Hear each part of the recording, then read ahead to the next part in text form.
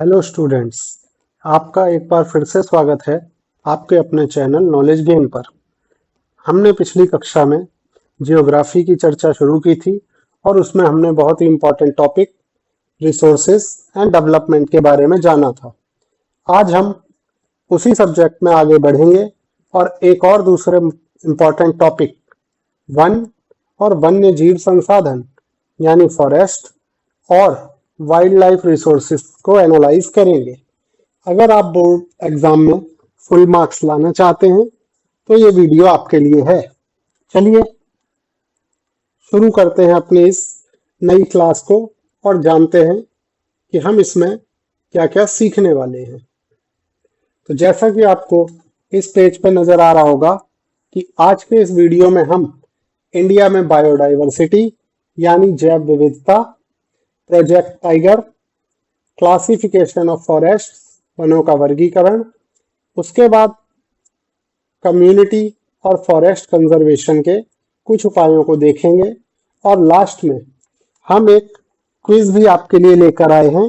तो चलिए अब इस चैप्टर को स्टार्ट करते हैं। सबसे पहली चीज, अगर हम अर्थ को देखते हैं तो हमें ये जानने को मिलता है कि हमारी धरती पे बहुत छोटे माइक्रोब्स से लेकर बड़े बड़े जायंट ट्रीज और एलिफेंट तक करोड़ों जीव रहते हैं। और ये जो जीवों का ये संसार है, इसी जीवों के संसार को, इसी ऑर्गेनिज्म के वर्ल्ड को हम बायोडाइवर्सिटी यानी जैव विविधता कहते हैं। इस अर्थ पर हम अकेले ही नहीं हैं, हम कई दूसरे अट्रैक्टिव लिविंग क्रीचर्स जो जीवित प्राणी हैं उनके साथ अपने इस अर्थ पे लाइफ को शेयर करते हैं। इंसान अकेले जिंदा नहीं रह सकता, हम एक बड़े ही कॉम्प्लेक्स इकोलॉजिक सिस्टम का हिस्सा हैं और अपने अस्तित्व के लिए पौधों और जानवरों पर निर्भर हैं। यानी इनमें से एक को भी अगर हटा दिया जाए तो सारा बैलेंस भी डिस्ट्रॉय हो सकता है, इसलिए हमें सबकी केयर करनी चाहिए। हवा जिसमें हम सांस लेते हैं, वाटर जो हम पीते हैं और सॉइल जो क्रॉप के लिए जरूरी है, इनके बिना हम जीवित नहीं रह सकते क्योंकि इनके बिना हमारा जीवन मुमकिन ही नहीं है। इसके अलावा जो अर्थ पे माइक्रोब्स पाए जाते हैं वो एक रिसाइकलिंग फैक्ट्री की तरह काम करते हैं जो अर्थ को दोबारा बनाने में योगदान देते हैं। तो इस चीज में जब हम आगे बढ़ते हैं तो हमें जानने को मिलता है कि फॉरेस्ट जो हैं वो हमारे प्राइमरी प्रोड्यूसर, प्राथमिक उत्पादक हैं, क्योंकि पृथ्वी के बाकी सभी जीव डायरेक्ट या इनडायरेक्ट रूप से फॉरेस्ट पे ही डिपेंड करते हैं। साथ ही एक चीज हमेशा याद रखिए कि प्राइमरी प्रोड्यूसर हमेशा फूड वेब के बेस पर होते हैं। यानी कोई भी अगर जो फूड वेब शुरू होती है तो सबसे पहले उसमें प्राइमरी प्रोड्यूसर का ही रोल होता है। तो इतना जानने के बाद आपको क्या लगता है कि भारत में केवल डेजर्ट और भीड़ भाड़ वाले सिटी ही हैं? तो अब हम जानते हैं कि इंडिया में कैसी बायोडाइवर्सिटी है। भारत जैव विविधता के मामले में दुनिया के समृद्ध देशों में एक है। तो आइए हम इस दुनिया के बारे में थोड़ा सा जानते हैं। सबसे पहली बात, दुनिया की 8% जो भी स्पीशीज हैं उनकी संख्या भारत में पाई जाती है। यानी अगर हम इनकी नंबर में बात करें तो अप्रॉक्स 16 लाख प्रजातियां या 16 लाख स्पीशीज जो है वो यहाँ पाई जाती हैं। और ह्यूमन और दूसरे ऑर्गेनिज्म मिलकर एक इकोलॉजिकल सिस्टम बनाते हैं। सभी अपनी लाइफ के लिए एक दूसरे पे डिपेंड करते हैं। इसी के साथ चलिए आपको एक सीक्रेट बताते हैं कि अबाउट 2 से 3 टाइम्स स्पीशीज जो हैं उन्हें अभी तक डिस्कवर नहीं किया जा सका है। ये फ्लोरा यानी वनस्पतियां और फौना यानी ऑर्गेनिज्म हमारी लाइफ से बहुत ही डीपली जुड़े हुए हैं, लेकिन हम इतना सब कुछ होते हुए भी हमारा जो एनवायरनमेंट है उसके लिए इंसेंसिटिव है। उसकी वजह से हम इसकी कदर नहीं करते, हम इनका ओवर यूज कर रहे हैं और इसकी वजह से इन सोर्सेस पर बहुत ज्यादा प्रेशर पड़ रहा है। तो हम जानते हैं कि वनों का इतनी तेजी से जो फॉरेस्ट है वो एरिया क्यों कम हो रहा है, ये हमारे लिए एक चिंता का विषय भी है। एक तो जंगलों की कटाई, ऊपर से खेती का विस्तार और डेवलपमेंट प्रोजेक्ट की वजह से हमारे नेचुरल रिसोर्सेज खत्म हो रहे हैं। इसके अलावा इलीगल ट्रेड और पोचिंग की वजह से भी, और पॉल्यूशन, ये भी कुछ ऐसी वजह हैं जिनकी वजह से हमारी बायोडाइवर्सिटी को नुकसान हो रहा है। इस वजह से जानवरों के जो हैबिटेट, निवास स्थल हैं, वो भी सिकुड़ रहे हैं और इन सारी चीजों की वजह से कई स्पीशीज एक्सटिंक्ट यानी विलुप्त होने के कगार पर हैं।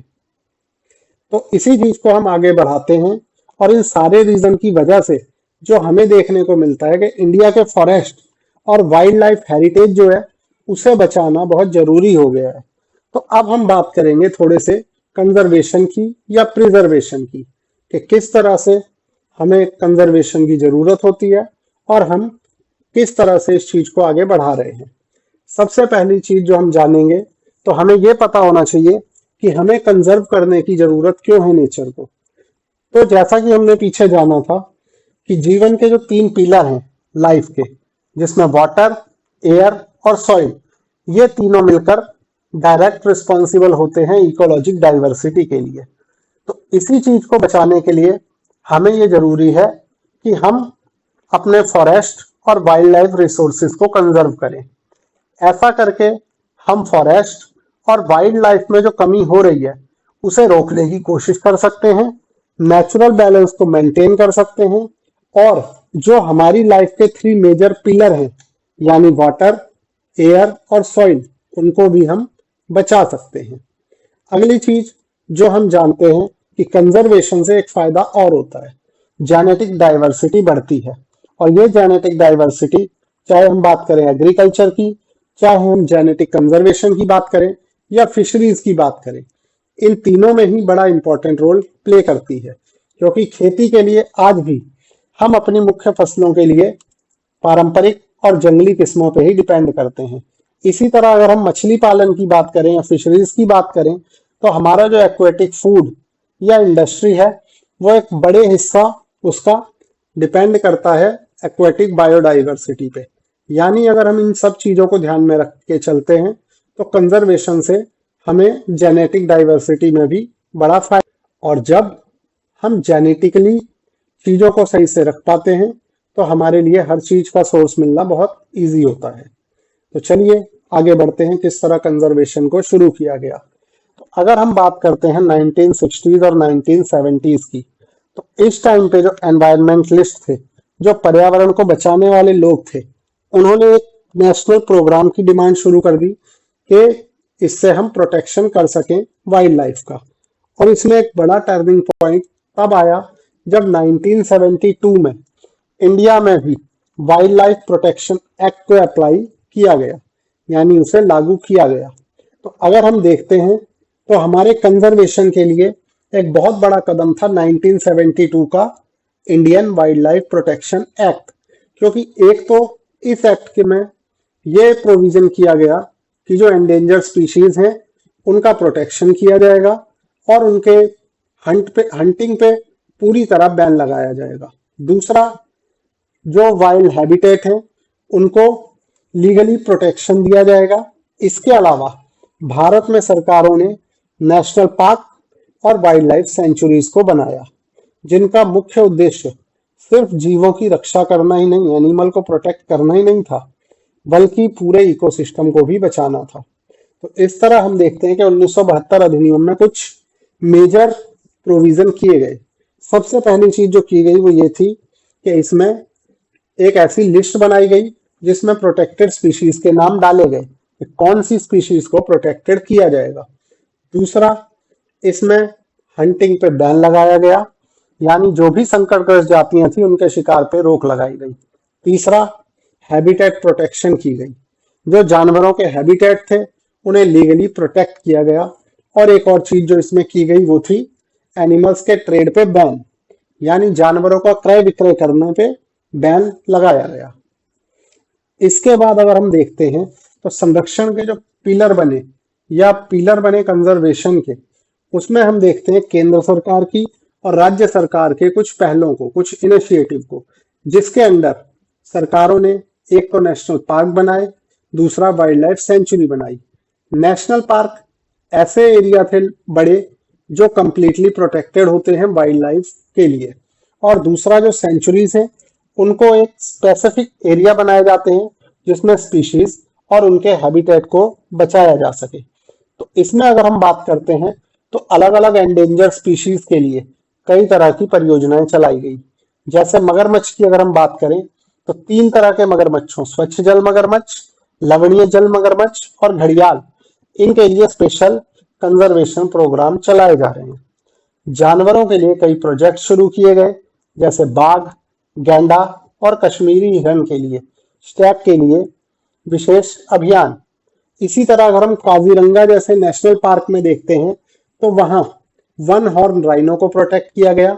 इसके अलावा एशियाई लायन और इंडियन एलिफेंट को भी शिकार से बचाने के लिए इन्हें भी प्रोटेक्ट किया गया लीगली, वो भी बड़े सख्त कानूनों के द्वारा। तो अगर हम इस तरह देखते हैं तो कंजर्वेशन जो है वो हमारा फ्यूचर की ओर एक कंटिन्यूअस कमिटमेंट है, जिसमें हम वाइल्ड लाइफ को लीगल प्रोटेक्शन भी देते हैं और साथ ही इस हेरिटेज को प्रोटेक्ट करना हमारी एक जिम्मेदारी भी बनती है।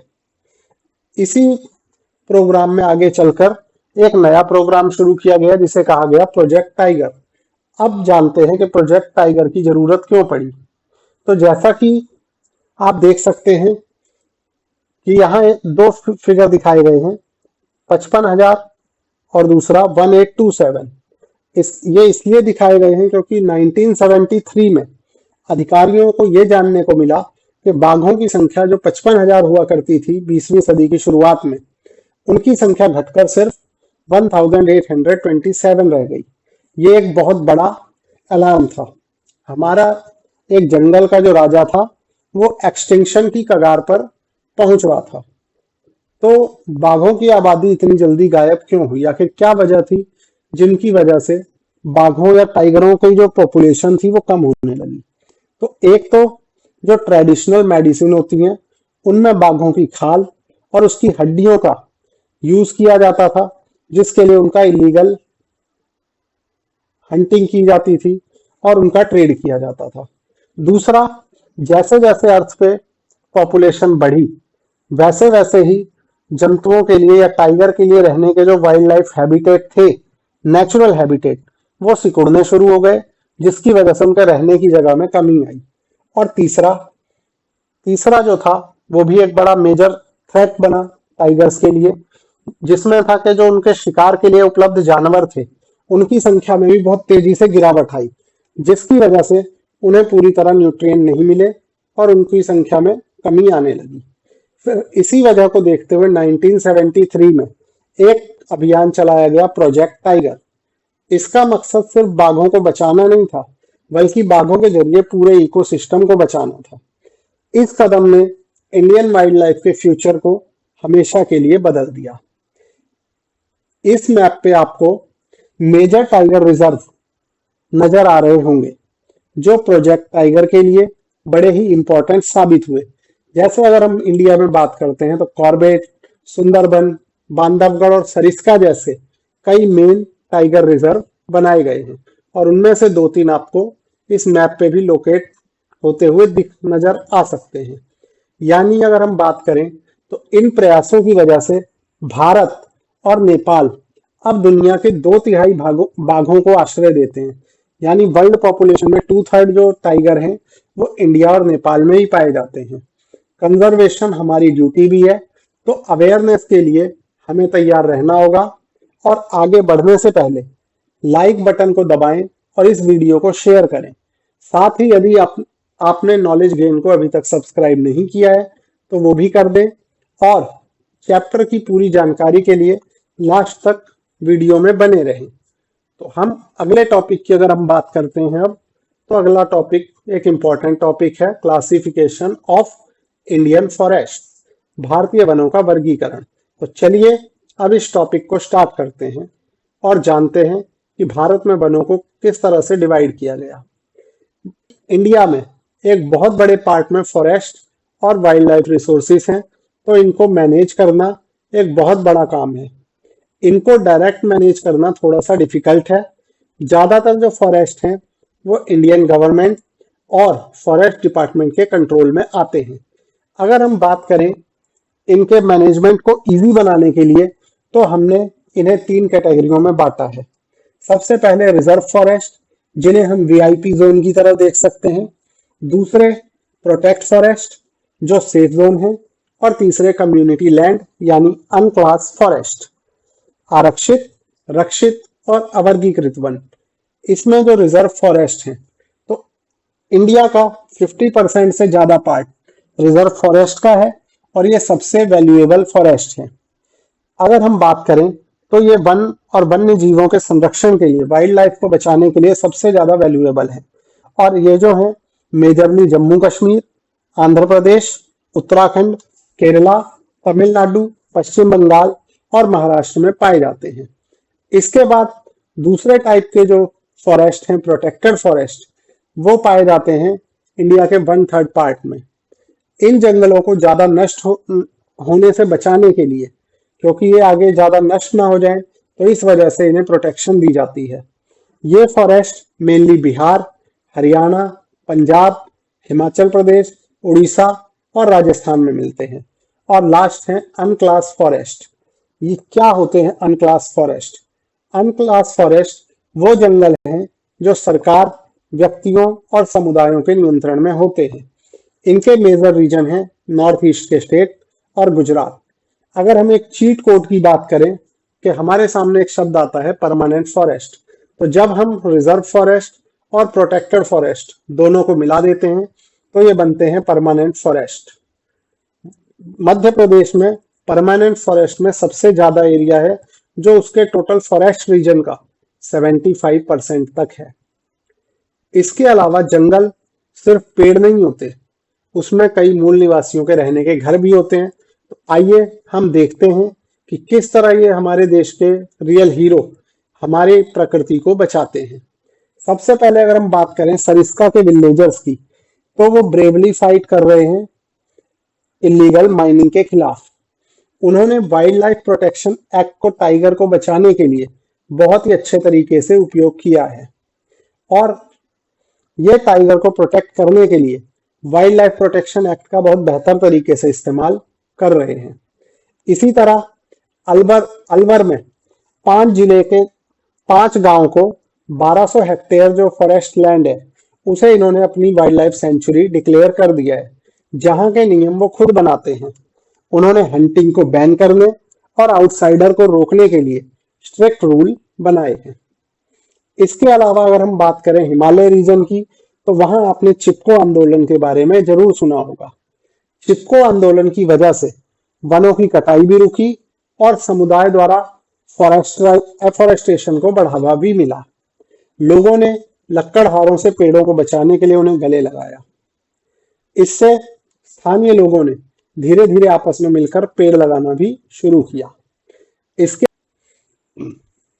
इसके अलावा टिहरी में बीज बचाओ आंदोलन चलाया गया, जिसने ये दिखाया कि बिना केमिकल फर्टिलाइजर या बिना किसी खाद के भी पूरी तरह हम फसलें उगा सकते हैं। इसके बाद अगर हम बात करते हैं उड़ीसा की, तो उड़ीसा में 1988 में जॉइंट फॉरेस्ट मैनेजमेंट नाम से एक प्रोग्राम शुरू किया गया। इसमें गांव के लोग और वन अधिकारी जो फॉरेस्ट ऑफिशियल थे, वो एक टीम के रूप में साथ में काम करते हैं। इसके बदले जो कम्युनिटी है, उन्हें वन उत्पादों में लकड़ी में हिस्सेदारी और वन उत्पादों में हिस्सेदारी दी जाती है। इसी तरह स्थानीय समुदाय को संसाधनों का प्रबंधन करना चाहिए, क्योंकि जो रियल डेवलपमेंट है वो पीपल सेंट्रिक और इको फ्रेंडली ही होना चाहिए। यानी अगर हम बात करते हैं तो इकोनॉमिक ग्रोथ और नेचर कंजर्वेशन साथ साथ चल सकते हैं। अब इसके बाद हम बात करेंगे भारत के कुछ सीक्रेट गार्ड की, जिन्होंने इंडिया में कंजर्वेशन में इंपॉर्टेंट रोल प्ले करते हुए, अब हम उनमें से कुछ के बारे में जानेंगे और डिस्कस करेंगे। तो चलिए शुरू करते हैं। सबसे पहले आते हैं पवित्र उपवन। आखिर ये क्या है? प्राचीन जनजातियां मानती हैं कि जो प्रजातियों की रक्षा के लिए हमें प्रकृति की पूजा करनी चाहिए। वो घने जंगलों को उनके मूल और अछूते रूप से बचाते हैं, जिन्हें कहा जाता है पवित्र पेड़ों के झुरमुट। इन क्षेत्रों में किसी को भी प्रवेश करने या छेड़छाड़ करने की अनुमति नहीं होती। इसी तरह छोटा नागपुर क्षेत्र में रहने वाली मुंडा और संथाल जनजातियां महुआ और कदम्ब के पेड़ों की पूजा करती हैं और इस तरह से वो इन पेड़ों की जिंदगी को बचाती हैं, यानी वो उन्हें अपने पूजा के तरीके में शामिल करके इन वनों की रक्षा करते हैं। उड़ीसा और बिहार में जनजातियों में एक अद्भुत विवाह की परंपरा है। शादियों के दौरान वो इमली और आम के पेड़ की पूजा करते हैं। इसके अलावा हमारे आंगनों में देवता के रूप में भी हम पेड़ों को पूजते हैं, जिसका सबसे बड़ा उदाहरण हम देख सकते हैं पीपल की पूजा, जो कि हमें कई बार देखने को मिलता है और हम अपने आसपास इस चीज को देखते भी हैं। इसके अलावा राजस्थान के बिश्नोई समुदाय जो हैं वो वाइल्ड लाइफ के बहुत बड़े रक्षक हैं। इन्होंने चिंकारा और मोर को परिवार के सदस्यों की तरह पाला और उन्हें बचाया। वो एक साथ शांति से रहते हैं और किसी को भी इन जानवरों को नुकसान पहुंचाने की इजाजत नहीं है। तो ये था हमारा आज का topic, forest and wild life resources. अब हम देखते हैं कि आपने क्या सीखा और इन क्वेश्चंस के जवाब आप मुझे कमेंट बॉक्स में जरूर दें। तो चलिए शुरू करते हैं क्वेश्चन। जैसे कि आप देख सकते हैं, पहला क्वेश्चन है कि इनमें से किस स्टेट ने सबसे पहले जॉइंट फॉरेस्ट मैनेजमेंट प्रपोजल को शुरू किया? आपके ऑप्शन है राजस्थान, उड़ीसा, मध्य प्रदेश, बिहार। आपको इसमें से जो उत्तर सही लगता है उसे कमेंट में जरूर बताएं। प्रश्न नंबर 2 है कि प्रोजेक्ट टाइगर किस साल शुरू किया गया? 1972, 1973, 1980 या 1988? और अपना जवाब कमेंट बॉक्स में जरूर दें। तीसरा question, more than half of India, यानी इंडिया का जो टोटल फॉरेस्ट एरिया है उसके हाफ से ज्यादा में किस तरह के फॉरेस्ट पाए जाते हैं? प्रोटेक्टेड, अनक्लास, रिजर्व या कम्युनिटी फॉरेस्ट? नेक्स्ट क्वेश्चन है कि राजस्थान का जो अलवर जिला है उसमें 1200 हेक्टेयर फॉरेस्ट लैंड को किस चीज पे उन्होंने घोषित किया है जहां पे शिकार पे पाबंदी है? National park, scared Grove, tiger reserve या भैरोदेव डाकव सेंचुरी? इसके बाद लास्ट क्वेश्चन है आपका कि टिहरी में किसानों का कौन सा आंदोलन बताता है कि बिना फर्टिलाइजर के भी हम अच्छे से अलग अलग तरह की फसलें उगा सकते हैं? चिपको मूवमेंट, बीज बचाओ आंदोलन, नर्मदा बचाओ या अपिक्को मूवमेंट? इन सभी पांचों क्वेश्चन के आंसर आप मुझे कमेंट में जरूर दें। अब लास्ट में अगर हम कहें तो कंक्लूजन ये है कि पर्यावरण की रक्षा ही मानव जीवन की रक्षा है। हमें मिलकर अपनी जैव विविधता, अपनी बायोडाइवर्सिटी को बचाना होगा। एक ट्रू इको वॉरियर बने और इस नॉलेज को अपने दोस्तों के साथ भी जरूर शेयर करें। साथ ही वीडियो को लाइक करें, दोस्तों के साथ शेयर करें और नॉलेज गेन को सब्सक्राइब करना ना भूलें। मिलते हैं अगले वीडियो में। तब तक के लिए कीप लर्निंग, कीप गेनिंग। पढ़ते रहिए और बढ़ते रहिए। जय हिंद।